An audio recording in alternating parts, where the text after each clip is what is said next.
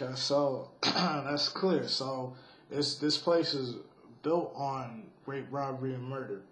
Okay, so yeah, so it's only right that this place is going to be destroyed. And when you read, and I'm Revelation, I may get it, but basically how the holy prophets, you know, how the scripture and Revelation talks about how the whore, the Most High judged the whore that basically was treating the prophets and the holy apostles wrong. So it's the same thing, which is the great whore is Babylon, America, all right, the Lady of Kingdoms. So let's go to this is back in Apocrypha, Sirach 36. Start at the top.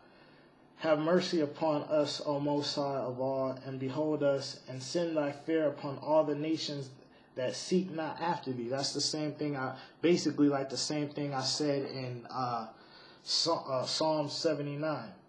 Okay? Lift up thy hand against the strange nations and let them see thy power. And I'm going to drop, because there's a lot of good parts, but I'm going to just drop down to verse 7. Raise up indignation and power out, and pour out wrath. Take away the adversary and destroy the enemy. Okay. Make the time short. Remember the covenant and let them declare thy wonderful works. Let him that escape be consumed by the rage of the fire, and let them perish that oppress the people. Smite and sunder the heads of the rulers of the heathen that say there is none other but we. And I'll just read verse 11. Gather all the tribes of Jacob together and inherit them as from the beginning.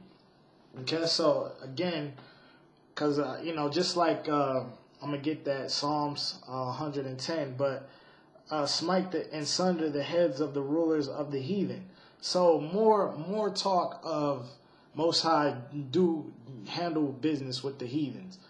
You know, smite them, pour out wrath and everything. So what you gonna say, man? Because I'm gonna get into the New Testament and what the Lord is gonna do too. So like I said, the New Testament doesn't make it now everybody's. We supposed to love everybody, every single. Because a lot of people don't even know and have the understanding of when the Lord said love your enemies. Because like I said, the Lord was still which I'm gonna get those scriptures, but you know. They still was talking about having enemies in the New Testament. All right, so let me get Nehemiah, because you know even people might want to say, okay, the enemy. I heard people say that the enemy is Satan and all that. Even though the enemy is Satan, is like it tells you in what's that? I forgot what scripture it was. But how Satan is trying to get on the right hand of Joshua, which Joshua represented the nation of Israel. So yeah, the devil is still, the spiritual demon Satan is still trying to get us, which he does work for the Most High. He's not, he fell out of heaven and all that. But we have enemies on the earth. So this is Nehemiah. Saying another scripture to back up what I brought out earlier, and to back up what I said earlier about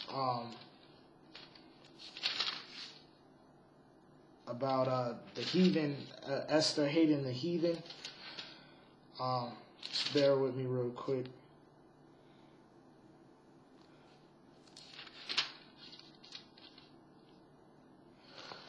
Hold on, let me get it real quick.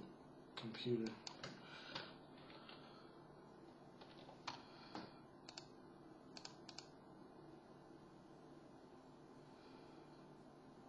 Alright,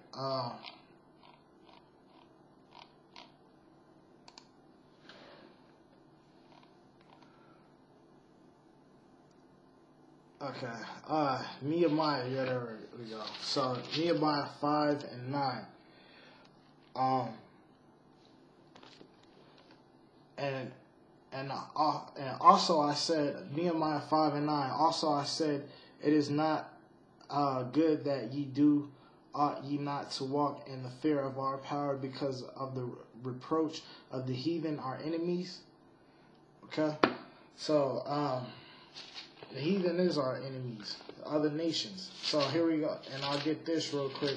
Psalms 83, and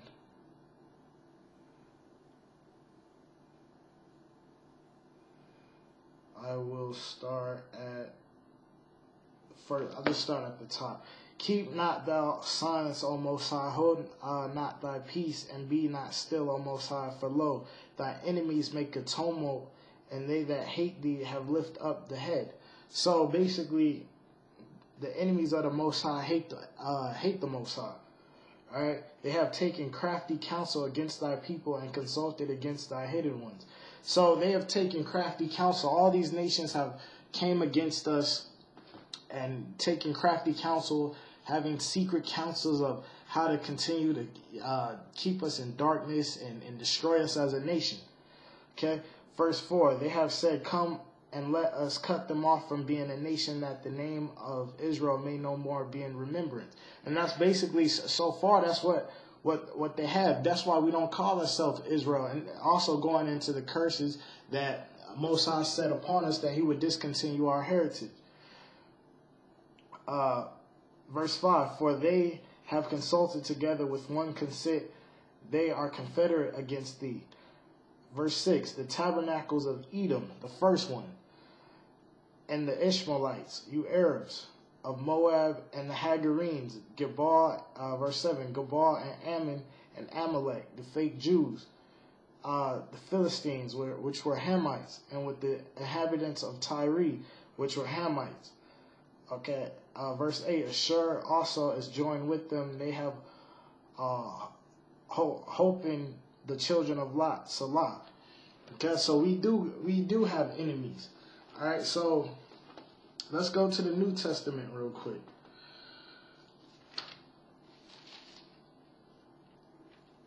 This is Luke 1, and this is when Zacharias, the father of John the Baptist, was able to speak again. This is what he prophesied. Come, Luke 1:68. Blessed be the Most High of Israel, for he hath visited and redeemed his people, and hath raised up an horn of salvation for us in the house of his servant David, which that horn is Christ, as he spake by the mouth of his holy prophets, which have been since the world began. Okay, so the Most High already made this, and it already came to pass back then in the beginning. Verse 37, or 71, excuse me, that we should be saved. Okay, we can all be saved and all that. What y'all say, that we should be saved from our enemies and from the hand of all that hate us. Okay, and yeah, there's different different forms of salvation, you know, because the scripture does talk about being saved by the hearing of the word and things like that. But as far as people talk about being saved, it's a difference between the destruction. First of all, the destruction being you're supposed to try to get saved from the destruction of America. Because even Second Ezra's, I think it's the 9th chapter, goes into being saved by keeping your faith and your works and like that. So when the destruction is coming, so that's another way of being saved. But like the scripture just said, to be saved from our enemies, just like in Micah 4:10 about being redeemed, basically saved from our enemies and delivered from our enemies. All right. Verse 72. To perform the mercy promised to our fathers, and to remember his covenant, the oath which he swore to our father Abraham, that he would grant unto us, that we, being delivered out of the hand of our enemies, might serve him without fear. That's the point, basically. But just to show that we do have enemies. All right.